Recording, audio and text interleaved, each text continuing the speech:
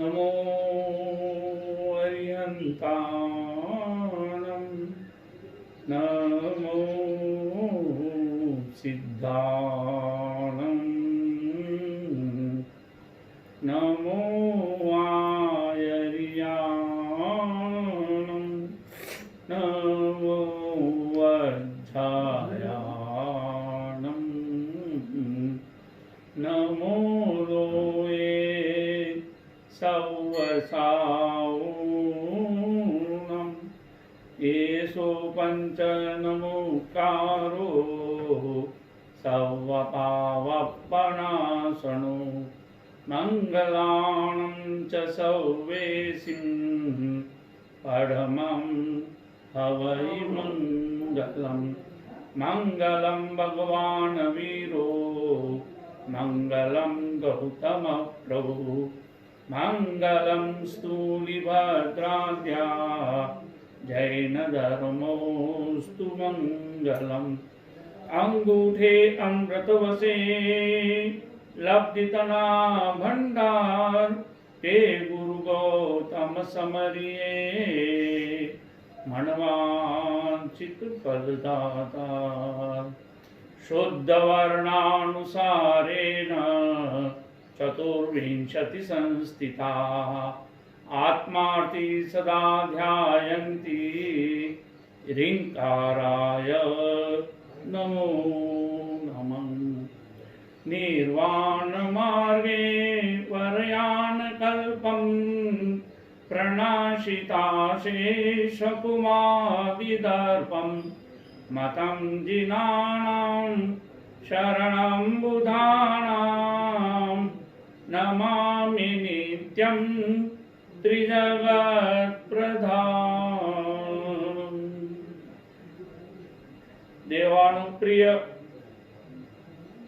आत्मार्थी शुद्धजनों, प्रवचन माला के अंतर्गत आज प्रवचन का विषय रहेगा अवज्ञा टालो आज्ञा पालो। प्रवचन का शीर्षक है अवज्ञा टालो आज्ञा पालो। जैन धर्म शास्त्र के अंदर 5 गाथा की एक सज्जाए है।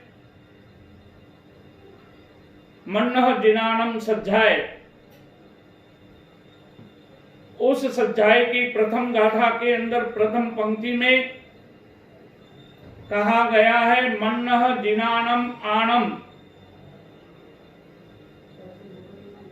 अर्थात मैं जिनेश्वर भगवंत की आज्ञा को शिरोधार्य करता हूं, आज्ञा को मानता हूं। धर्म का प्रथम चरण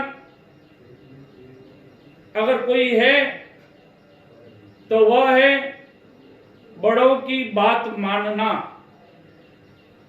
गुरु की बात मानना। हमेशा ही गुरु हित के लिए ही साधक को आज्ञा प्रदान करते हैं। उत्तराध्ययन सूत्र के प्रथम अध्याय विनय श्रुत में द्वितीय गाथा के अंदर कहा गया है आना निर्देश करे गुरुण मुवाय कारे इंगियागार संपन्ने से विनयेति उच्चे। जो गुरु की आज्ञा को मानता है, गुरु के सानिध्य में रहता है, गुरु के संकेत और मनोभावों को जान लेता है, वही विनित शिष्य है, विनित साधक है। बात यहां पर आई आज्ञा की। संसार के अंदर 3 प्रकार के जीव होते हैं, संज्ञा प्रधान, प्रज्ञा प्रधान, आज्ञा प्रधान। संसार के अंदर समस्त जीव अनादि अनंत काल से संज्ञा प्रधान है। संज्ञा यानी कुछ सामान्य आदतें। 4 प्रकार की संज्ञाएं बताई गई है। भोजन करना, आहार करना, डरना, भय, अभ्रम और परिग्रह, ये 4 प्रकार की संज्ञाएं समस्त जीवों में पाई जाती है। किंतु 4 गति के अंदर मनुष्य गति विशेष है,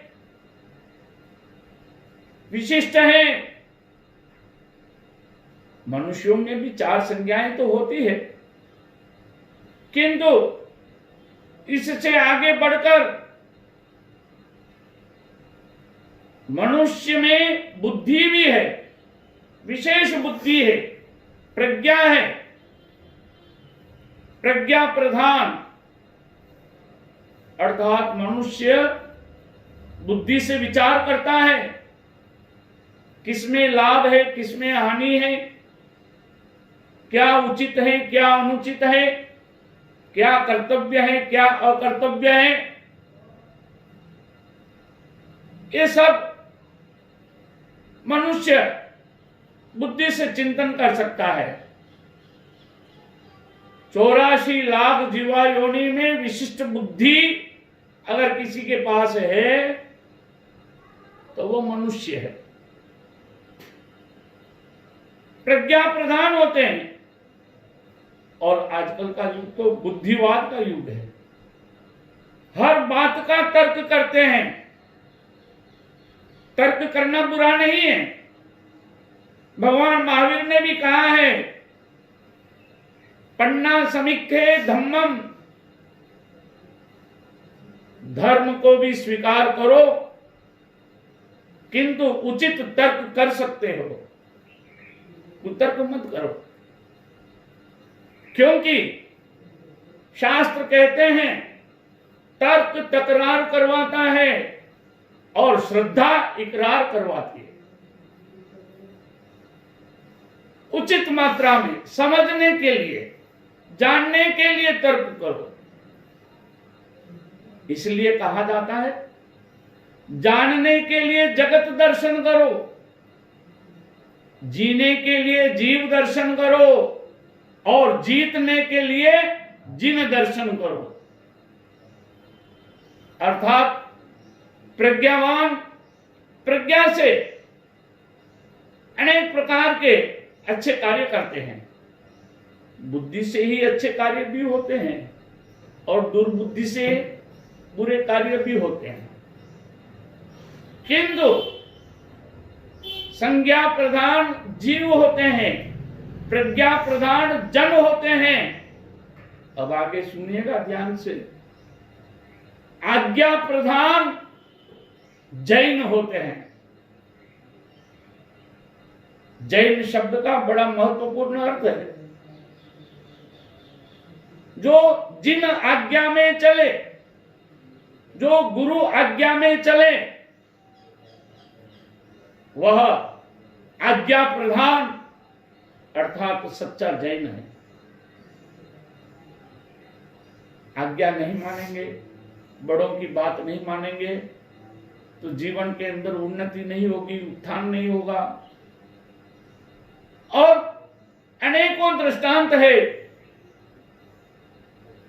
अवज्ञा करने पर, अवहेलना करने पर, बड़ों का अनादर करने पर, बड़ों की बात नहीं सुनने पर पतन हुआ है। केवल अपनी बुद्धि के भरोसे मत रहना, बुद्धि भी धोखा दे देती है। बड़ों की बात ध्यान से सुने क्योंकि वे अनुभवी होते हैं। किंतु बड़ी विचित्रता है, हम समझते कम हैं, समझाते ज्यादा है। इसलिए उलझते ज्यादा है, सुलझते कम है।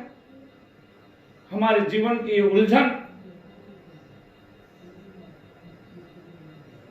नहीं समझने के कारण हो रही है।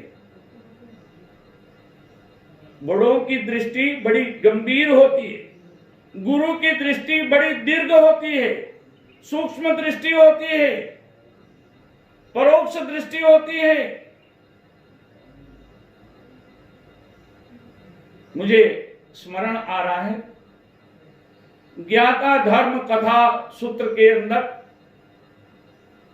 9वें अध्ययन में माकंदी अध्ययन, उस अध्ययन के अंदर आज्ञा नहीं मानने से जिन रक्षित की किस प्रकार से दुर्दशा हुई और आज्ञा पालन करने से जिन पालित की किस प्रकार से उन्नति हुई, आत्मोन्नति हुई, श्रमण भगवान महावीर ने इस दृष्टांत के द्वारा समझाया है। चंपा नगरी में माकंदी सार्तवाह, उसके 2 पुत्र, एक का नाम जिन पालित, दूसरे का नाम जिन रक्षित। वे दोनों ही व्यापार करने में कुशल थे। अनेकों बार उन्होंने दूर दूर जाकर के व्यापार करके अपार धन संपदा अर्जित की थी। 11 बार उन्होंने समुद्र की यात्रा की थी। दूर सुदूर देशों में जाकर व्यापार के द्वारा उन्होंने इतना धन अर्जित किया था, 7 पीढ़ी तक वह धन चले। किंतु कहते हैं ज्यों ज्यों लाभ होता है त्यों त्यों क्या बढ़ता है? लोभ बढ़ता है। जिन पालित जिन रक्षित दोनों भाइयों ने एक दिन अपने घर में बैठे बैठे ही विचार किया, 11 बार हमने समुद्र की यात्रा की, खूब धन कमाया, क्यों नहीं हम 12वीं बार भी समुद्र की यात्रा पर निकले और धन कमाए। इन इच्छाओं का कोई अंत नहीं है। इच्छाओं आकाश समा अनंतिया, आकाश के समान इच्छाएं अनंत है, इनका कहीं और छोर नहीं है। किंतु दोनों ही भाई माता पिता का आदर करने वाले थे, विनयवान थे, प्रतिदिन माता पिता के चरणों में प्रणाम करने वाले थे। बड़ों को प्रणाम करने से आशीर्वाद मिलता है। और एक दिन दोनों ही भाई पिता के चरणों में नमस्कार करके हाथ जोड़कर बोले, पूज्य पिताश्री हमें आज्ञा दीजिए, हम समुद्र की यात्रा के द्वारा दूर सुदूर देशांतर में जाकर व्यापार करना चाहते हैं, धन उपार्जन करना चाहते हैं। पिता अनुभवी थे, इसलिए क्या कहते हैं, जहां न पहुंचे रवि वहां पहुंचे कवि, और जहां न पहुंचे कवि वहां पहुंचे अनुभवी।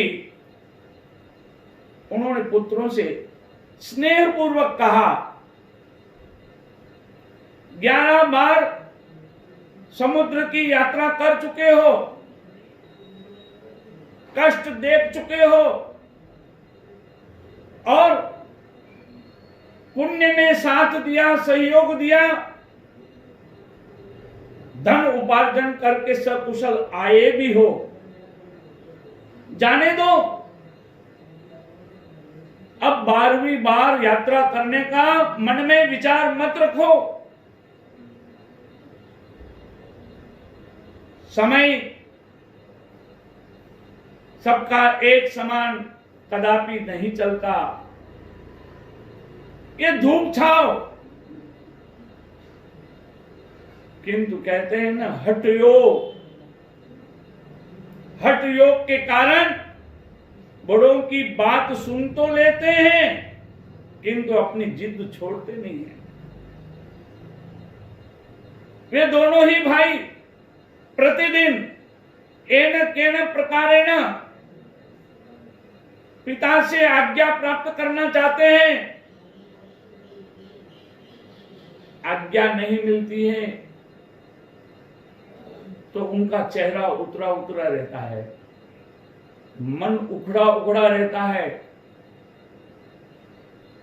तब एक दिन पुनः उन दोनों भाइयों ने अनुमति मांगी, पिता मौन हो गए। मौन का यह अर्थ नहीं है कि सम्मति हो गई, मौन के कई अर्थ निकलते हैं, किंतु उन दोनों भाइयों ने परवाह नहीं की। परवाह नहीं की अर्थात उन्होंने अवज्ञा टालो, इस बात को भूल गए, अवज्ञा कर बैठे। और एक दिन दोनों ही भाई जिन पालित और जिन रक्षित समुद्र की यात्रा पर निकल पड़े। जहाज में बैठ गए, माल भी भर लिया और समुद्र में देखते ही देखते कोसों दूर निकल गए। मध्य समुद्र में पहुंचे ही होंगे, वहां अचानक प्रकृति ने प्रकोप किया,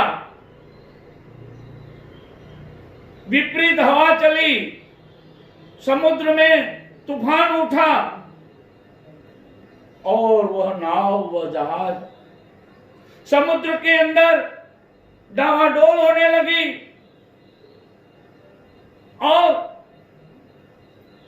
डावाडोल होते होते वह जहाज किसी चट्टान से टकरा गया और उलट गया। जहाज के अंदर बैठे हुए अन्य यात्री भी सब समुद्र में डूब गए। ये जिन पालित और जिन रक्षित कुशल थे, अनेकों बार की यात्रा से इन्हें ज्ञान था। जहाज के टूटे हुए किसी लक्कड़ पट्टे को उन्होंने पकड़ लिया। कहते हैं डूबते को तिनके का सहारा, आधार मिल गया और उस आधार से जहाज टूट गया, किंतु इन दोनों भाइयों का मन नहीं टूटा।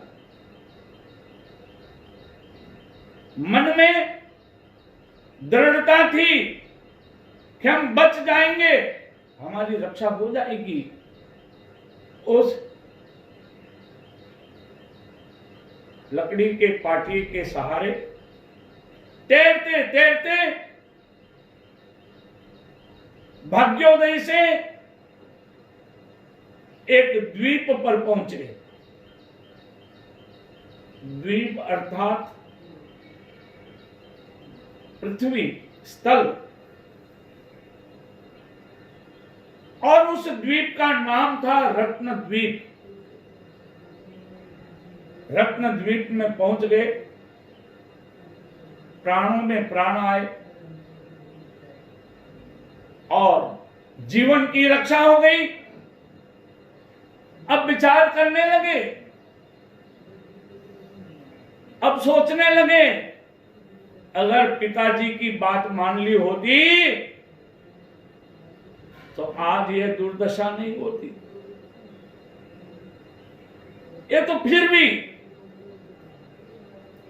पुण्य का योग है कि बच गए, किंतु अब यहां पर कौन, इस रत्नद्वीप से हम वापस अपने चंपा नगरी तक कैसे पहुंच पाएंगे?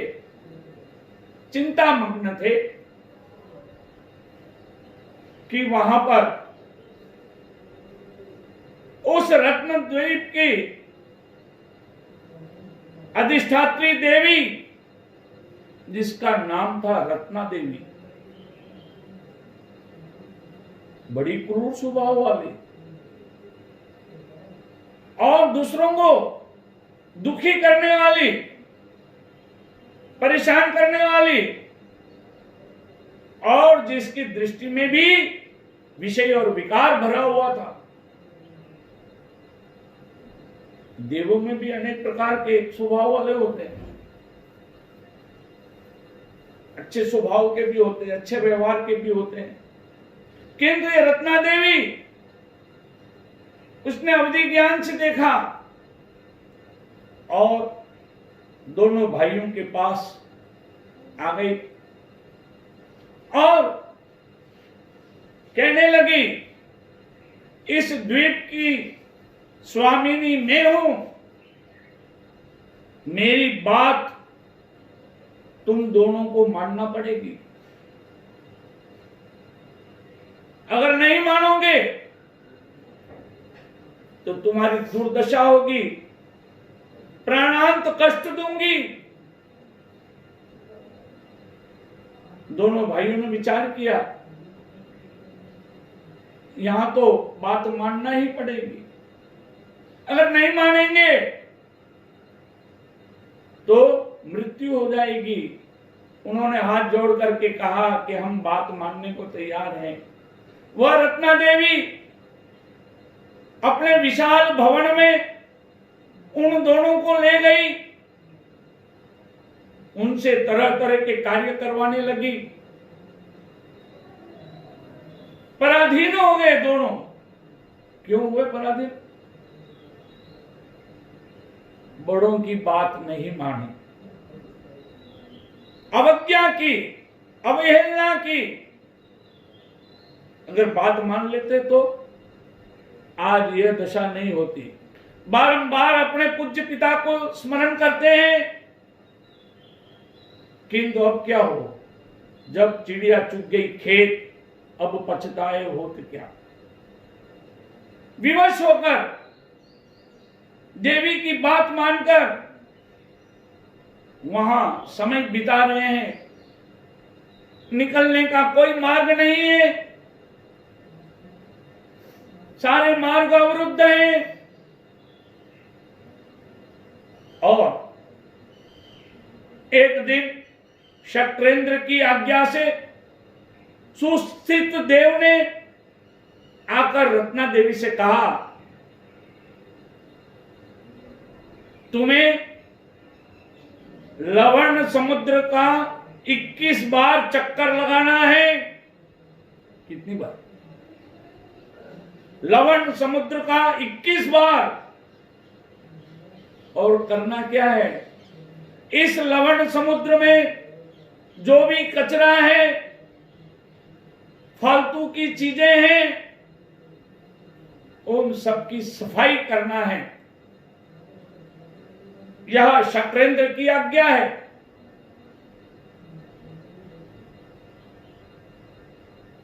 देवी ने यह बात मानते हुए विचार किया, अब मुझे लवण समुद्र की सफाई पर जाना होगा। किंतु कहीं ये दोनों भाई इस रत्नद्वीप से भागने का प्रयास नहीं करें। इसलिए रत्ना देवी ने दोनों भाइयों के पास आकर के उन्हें धमकाते हुए, डराते हुए ये कहा मैं लवण समुद्र की सफाई के लिए जा रही हूं, मुझे आने में कई दिन लगेंगे, तुम इसी भवन में रहना, खाना पीना, किंतु कभी ऊब जाओ, मन नहीं लगे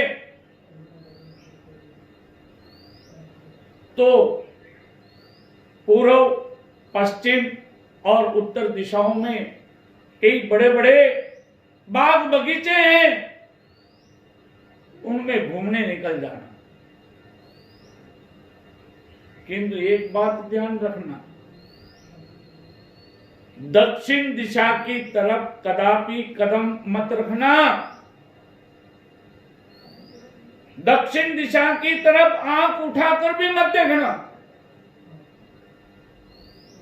भयभीत हुए दोनों भाइयों ने हाथ जोड़ करके कहा कि ठीक है, हम ये बात मान लेंगे।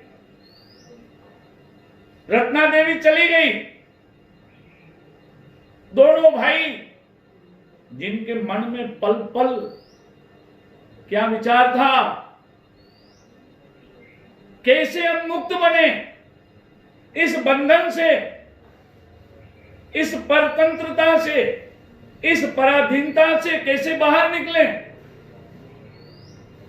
वे पूर्व, पश्चिम और उत्तर दिशाओं में घूमने के पश्चात दोनों भाइयों के मन में जिज्ञासा हुई। क्या जिज्ञासा हुई? आप जानते हैं कि जिस बात के लिए मना करो उसी बात की ओर ध्यान ज्यादा आकर्षित होता है। मना करने पर यही इच्छा होती है कि मना क्यों किया।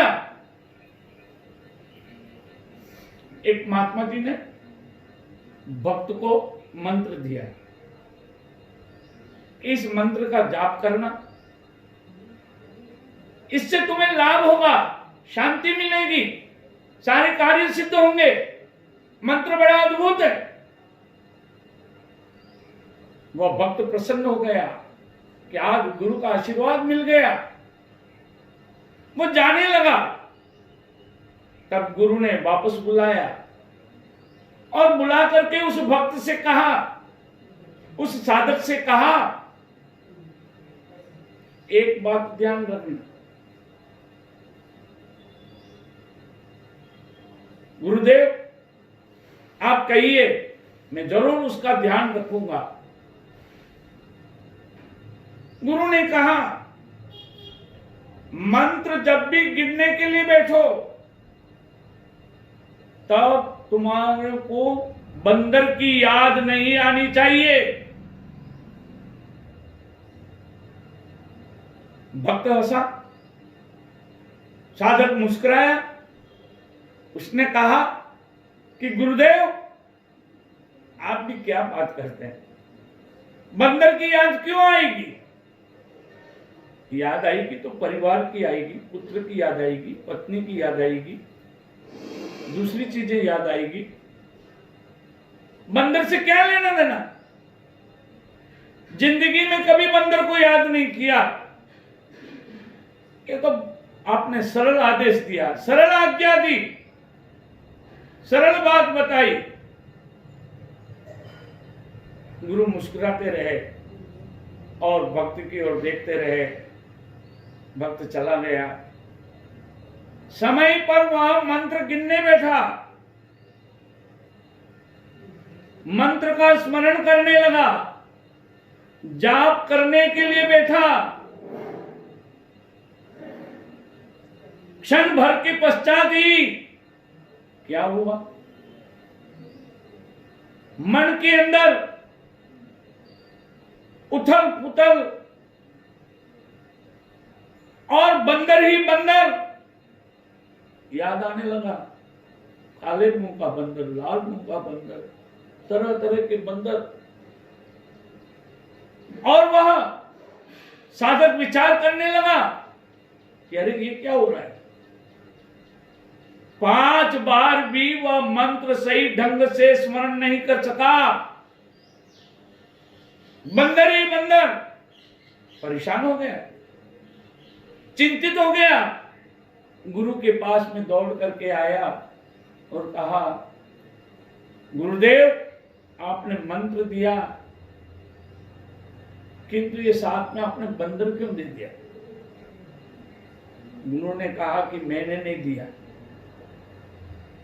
तुम्हारे अंदर जो बैठा हुआ मन है उससे सावधान रहना, मैंने यही संकेत किया था। उन दोनों भाइयों को भी रत्ना देवी ने क्या कहा था? दक्षिण दिशा की तरफ मत जाना। और उन दोनों के कदम दक्षिण दिशा की ओर बढ़ गए। अरे देखते ही वहां क्या है, और जैसे ही दक्षिण दिशा की ओर बढ़ते गए, कुछ दूर जाने के पश्चात दुर्गंध आने लगी और उन्होंने अपने आंखों से देखा हड्डियों का ढेर है। बड़ा वातावरण भयजनक, पीड़ाजनक है। कुछ आगे चले, उन्होंने देखा कि एक व्यक्ति फांसी के फंदे पर लटक रहा है। अभी उसके प्राण नहीं निकले थे। उसे देखते ही दोनों भाइयों ने पूछा, अरे तुम्हारी यह दशा कैसे हुई? किसने तुम्हारी ऐसी दशा की? उस व्यक्ति ने कहा, रत्ना देवी ने नाराज होकर के उसकी बात नहीं मानने पर मेरी ये दशा की है। दोनों भाई भयभीत होते हुए सोचने लगे, शायद एक दिन यह भी आएगा, किसी न किसी कारण से कभी ना कभी यह रत्ना देवी हम पर भी नाराज हो सकती है। दुनिया राजी भी होती है और दुनिया नाराज भी होती है। मन के अनुकूल करो तो राजी होती है, मन के प्रतिकूल करो नाराज होती है। उन दोनों भाइयों ने उस व्यक्ति से पूछा, अरे कोई बचने का उपाय है, रक्षा का उपाय है, रत्नद्वीप से बाहर निकलने का कोई मार्ग है? वो व्यक्ति जानता था। उसने सोचा, मैं तो मर रहा हूं, किंतु मरते मरते भी किसी का भला कर दूं। भलाई करना यह सबसे उत्तम चिंतन है। किंतु विचित्र परिस्थिति है, लोगों को मलाई चाहिए किंतु किसी की भलाई करना नहीं चाहते। यही हमारे जीवन की सबसे बड़ी बुराई है। अच्छाई यह है, सच्चाई यह है कि हम किसी का अपनी शक्ति से, अपनी बुद्धि से, अपने ज्ञान से उपकार करें, भला करें। उस व्यक्ति ने कहा कि मार्ग है बचने का, तुम पूर्व दिशा के अंदर जाओ और थोड़ी दूर जाने के पश्चात एक यक्ष का मंदिर आएगा। उस यक्ष का नाम है शैलक। वह यक्ष अष्टमी, चतुर्दशी, पूर्णिमा, अमावस्या के दिन प्रकट होता है।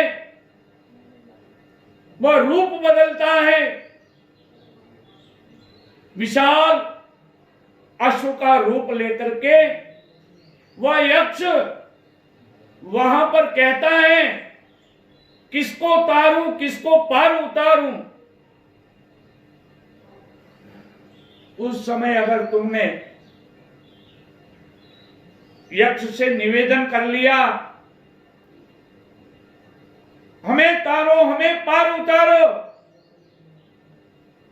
तो वह शैलक यक्ष रत्न द्वीप से तुम्हें अपने यथेच्छ स्थान तक पहुंचा सकता है। मार्ग मिल गया और बिना विलंब किए दोनों भाइयों ने पूर्व दिशा की ओर कदम बढ़ा दिया। बचना था, निकलना था, मार्ग जान लिया था।